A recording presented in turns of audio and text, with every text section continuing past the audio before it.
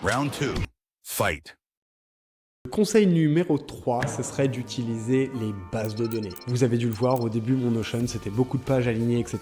Et ensuite, ensemble, on a appris à créer des bases de données pour mettre les pages les unes dans les autres, mettre des valeurs, ajouter des statuts, ajouter des sélections simples ou multiples pour simplement trier, organiser sa base de données et éviter de faire 50 pages les unes derrière les autres. On met tout dans une base de données, on organise ça comme il faut, on change la vue entre galerie, board, timeline, date, vous avez plein d'options possibles, c'est plus joli à voir, c'est plus agréable d'aller visiter son Notion dans ces conditions-là, mais surtout c'est mieux organisé. Donc on met en place des bases de données. Et attention, les bases de données, on va les répartir dans une seule et même page.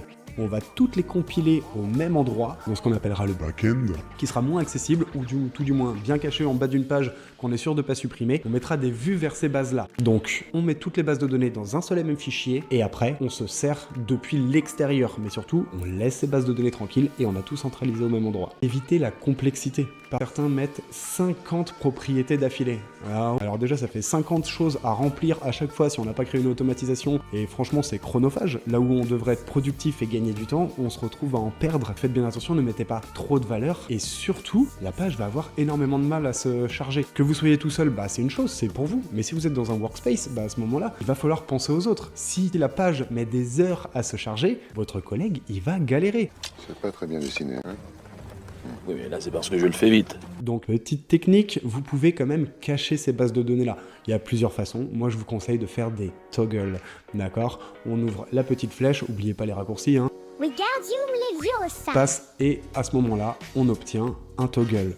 On met sa base de données dedans, et comme ça nous permet de ne pas l'afficher lorsque la page se charge, et donc de charger la page plus rapidement. Et seulement si la personne est intéressée, elle ira voir dans le toggle. Voilà, petit tips, vous en faites ce que vous voulez. C'est bon à prendre, c'est bon à prendre. Servez-vous, c'est cadeau. Tu peux toujours laisser un pouce, si ça, tu kiffes.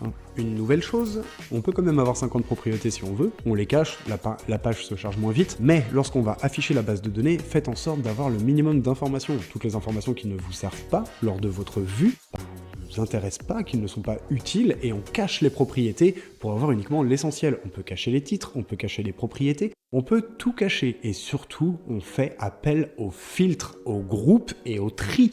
C'est la grande force de Notion. On en abuse. C'est important. On l'a vu dans la dernière vidéo. Vous allez voir si vous avez loupé ça, vous n'oubliez pas. Voilà, c'est quelques clics et ça avance très très vite. Donc, les bases de données, c'est comme ça, il faut savoir les utiliser, ok? Donc, pas trop d'informations, des vues sur les bases de données, toutes les centraliser au même endroit, éviter la complexité et réduire le nombre de propriétés, et sinon, les cacher. On passe à la suite.